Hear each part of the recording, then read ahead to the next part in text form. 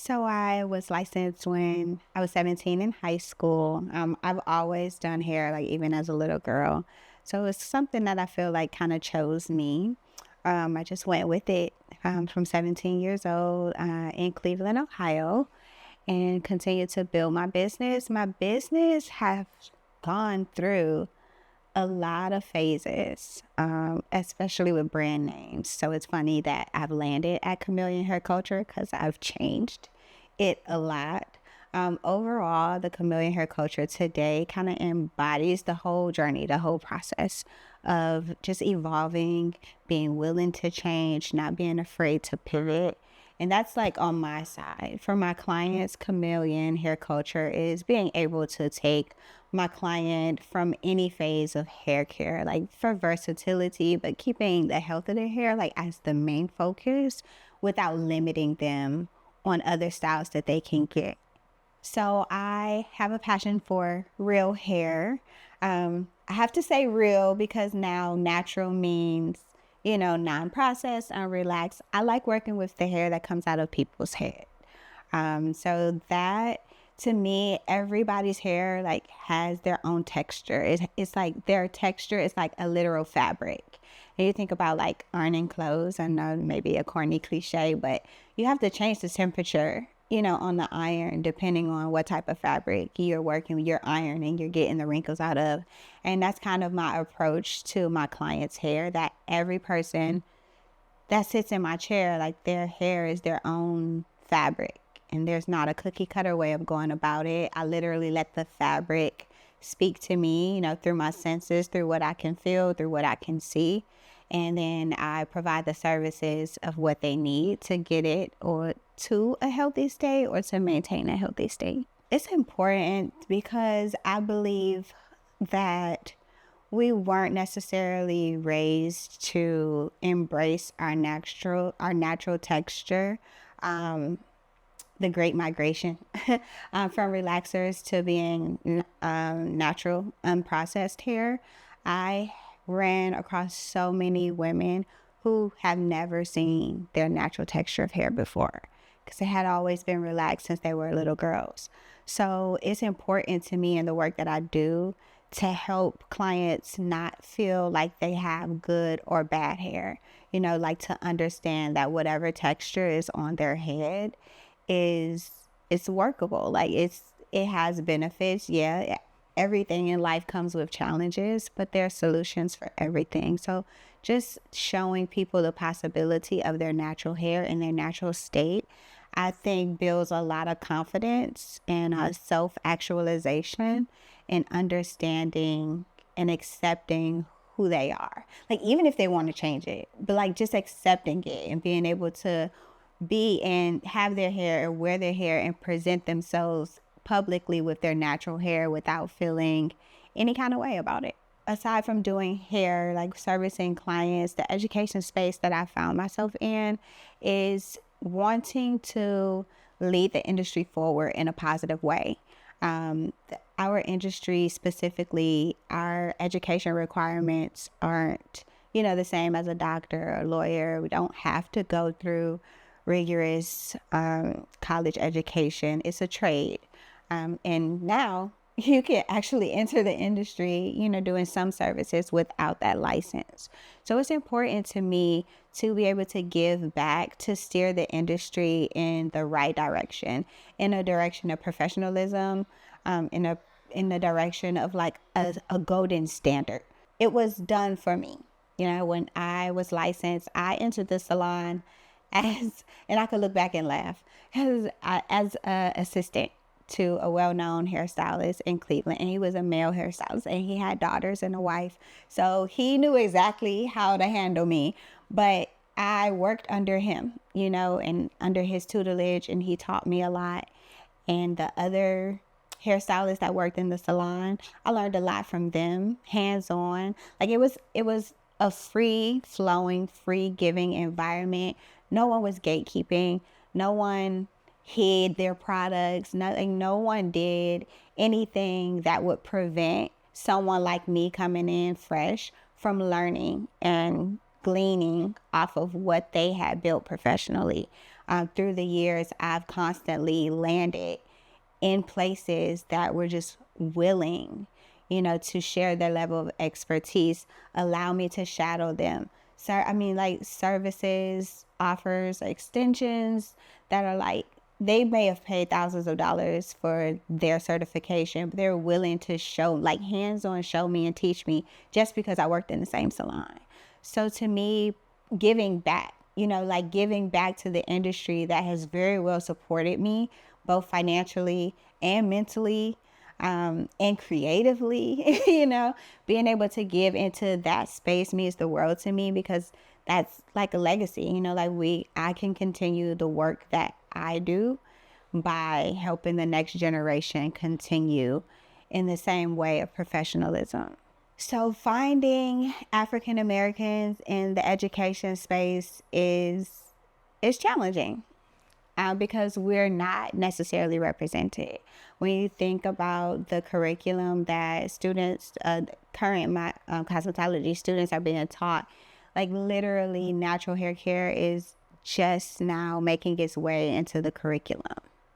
Yeah, so when I get in spaces as your educator for other brands, which is primarily where, in the realm that I'm in, I find myself having to give two sets of instructions, because the instructions may say to hand dry.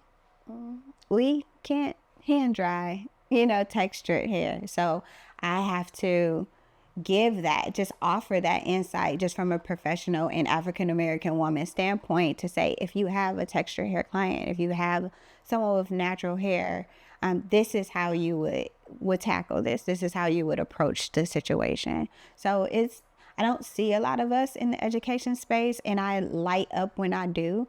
I'm grateful for the opportunity that I have.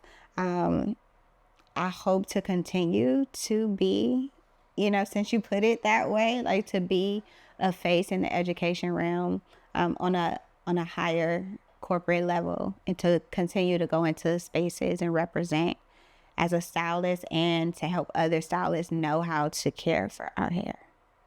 24 years is a long time. If I was in the military, I'd be retired. That's how I look at it. So, and going back to when I entered the industry, I was, 17, 18 years old, fresh out of high school. And everyone that I worked under at the salon were 30. And to an 18-year-old, 30 was like 65. It might as well have been 65. So I saw that they didn't necessarily have an exit plan. It's the industry is full of passion. It's full of passion, unless literally we walk away with like arthritis or, something that physically prevents us from doing hair. You usually find lifers in the industry. But what I noticed when I went into the salon was that these 30-year-olds, who are basically senior citizens to me, they didn't have a plan B. They didn't have a plan C. And this is not shade. They are still successful. They're still behind the chair. Yeah, so that sent me to college, because I wanted to be able to pivot if I needed to. So from here, I love doing hair. It is a form of therapy. It is a form of creative release. But beyond this, I do want to step more into the educational realm, because it allows me that pouring back into it. And then I'm still present. I'm still relevant. I'm still lending the wisdom of the years in the industry that I have gained. I'm still pouring back. I'm still present in the industry, which allows me to continue just in a different capacity. Mentoring and being able to give back to newer stylists is important, because I would love for there to be an industry standard.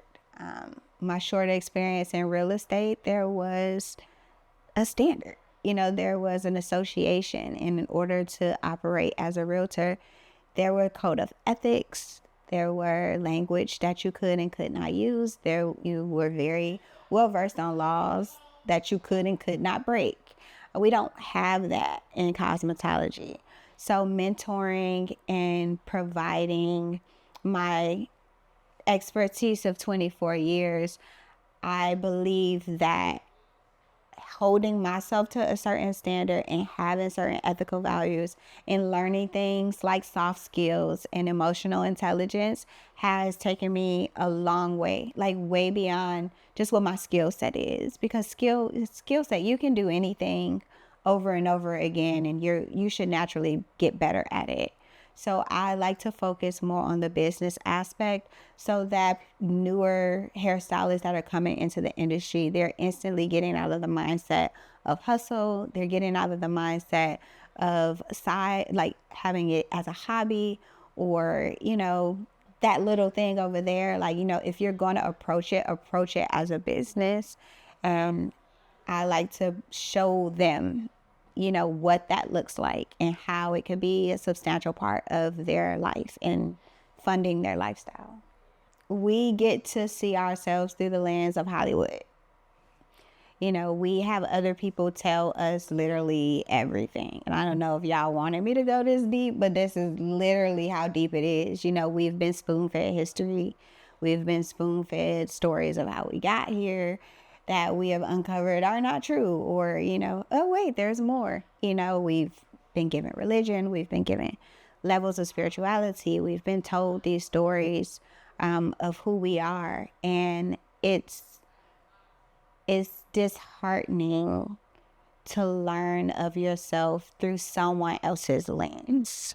So doing this work, being documented for the actual experience of what it's like, personally, for being an African American woman in America, it's important because we understand us. No one else can understand us the way that we do. And no one else should be able to tell our stories. It should come from a firsthand experience. And it gives us the pen. It allows us to share our narrative by the way that we see it and the way that we interpret it, before anyone else can steal it, copy it, rename it, rebrand it, and then try to erase us from it. No, we get to do it first. We get to put it out first. I think the disadvantage that we have today is that a lot of things are instant gratification, and a lot of things are handed to us because they're more conveniently accessed today than they were years ago. And 24 years, like, there were no cell phones. There was no internet. There was, like, the boots on the ground today means it's a whole different story when building a business, without these accessible things. You're like, literally, I could post and be in China, but that hasn't always been the case. So what I like to share with the generation coming in is that dues have to be paid. They have to be paid. Sacrifices have to be made. You do not get the privilege to glean from a harvest from seeds that you did not plant. So whatever that looks like, it has to be done. I started out sweeping floors and folding towels in the salon on the weekends at 12 years old. Yeah. So I've recently been getting overwhelmed, like, looking back at my journey, like, oh my God, like, this is something that I've really wanted, like, and I've really sacrificed, like, even my children, like, working on Saturdays, and they don't know what birthday parties are on Saturdays because theirs on Sunday because their mom works on Saturday, so it's like just thinking of every level and every turn of getting to where I am now in my business, and the sacrifices that I've made, the people who've supported me and the people who've stood by me and sacrificed with me. And to think that this is literally like just the beginning of a catapulting new start. It's overwhelming, but you don't get to have those overwhelming feelings if you don't start from the bottom. If you don't feel those bumps and bruises, if you don't have those lows, you cannot appreciate the highs as much. So if you'd like to connect with me, I am usually on Instagram, and my Instagram handle is Tori the Chameleon. Shout out to Black Stock Footage. They've been amazing to work with in documenting my story. my journey and just the art of storytelling all around. I'm just very appreciative to work with you.